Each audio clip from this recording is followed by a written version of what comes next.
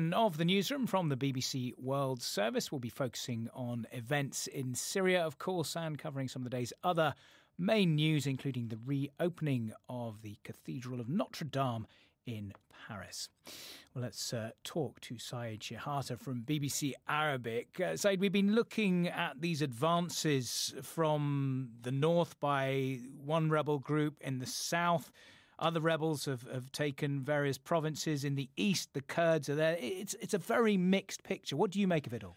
It's a complex and complicated, and it is a time for all these forces to take advantage of the weakness of Al-Assad regime, because Al-Assad didn't listen for a long time to get involved in a political process based on the 2254 Security Council resolution, which was a roadmap to negotiation and peace and like the future of Syria. So he missed his chances to do that, and now the main force is Hayat Tahrir al-Sham, which was before Jabhat al-Nusra.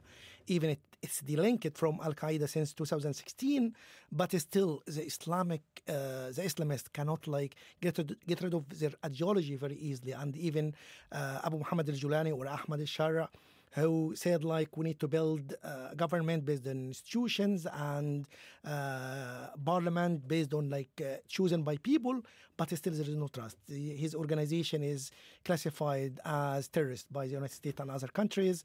And in addition to that, there is the so-called Islamic State. They are, according to the Syrian Democratic Forces in the northeast, they have some movements in Al-Raqqa and Deir ez-Zor. And according to the American Central Forces, they said between January and June of this year, they launched 153 attacks in Syria and Iraq. So they are still there. There is about more than 10,000 prisoners of so-called Islamic State members in prisons controlled by the Syrian Democratic Forces. And in addition to that, there is about more than 40,000 of their families and relatives in some refugee camps in Al-Hol and Rouj and Al-Hasaka.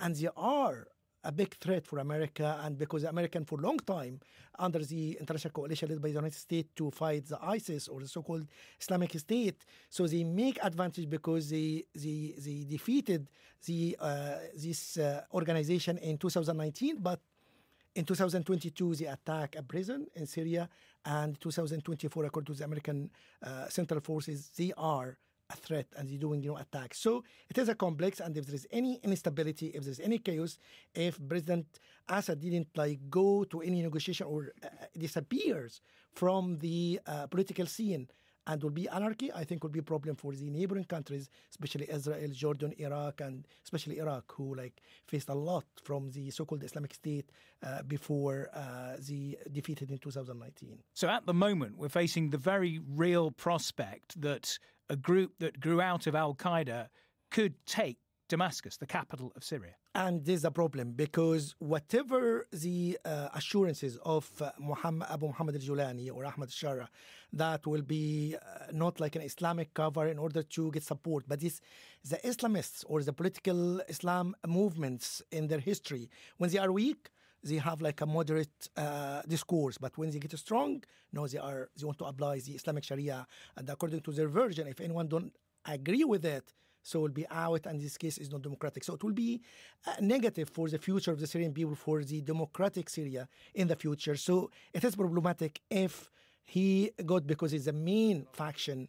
Even there is other factions, Syrian Democratic Forces, and there is so-called Islamic State, and other groups like Ahrar al-Sham, which also Islamist group and others. But it will be a big problem for America, for the neighboring countries, and for the Syrian people themselves. So I think it's a golden opportunity now to find interim government, transitional government, kind of like a roadmap in order to help to ease the tension. In this case, if there is declaration of that, I think will be pressure on Al-Golani not to advance to Damascus.